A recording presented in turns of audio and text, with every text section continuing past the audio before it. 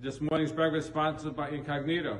Anybody wants to sponsor breakfast Incognito, Anonymous, or any other way, please feel free to do so.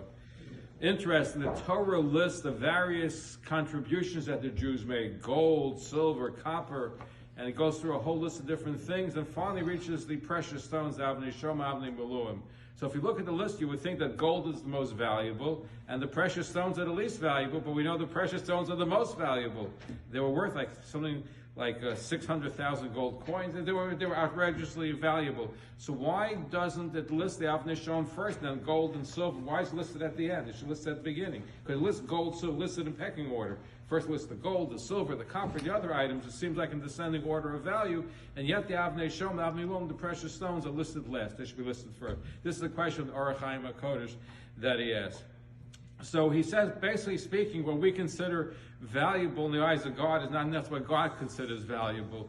And he says the reason being why the stones were given last is because the Nesiim, the princes, what happened was they waited to see what contributions were lacking from the Mishkan, and they were going to contribute it. So that, the Orach Chaim HaKodesh said, is a flaw in the sense of what the Nesiim did. Because the fact is, though, this Rabbi Chaim Shmuelevitz, by the way, I think amplifies this in relation to Charlie. What he says is that they waited. If something burns you, the Torah says, their heart motivates them to give. If you're motivated to do something, you quickly do it. You're running to do it. You don't wait. They waited. Oh, we'll see what space we're going to give. So there's a lack of zrizus, a lack of the burning desire, and this is what the Torah is telling us. That's why it's listed last, because of that. Alternatively, the Orach Chaim HaKodesh gives a different answer. And the answer that he gives is that, how did the Avnei Shom come into the possession of the Jewish people? He says, the Ananei HaKavod, the clouds of glory rained them.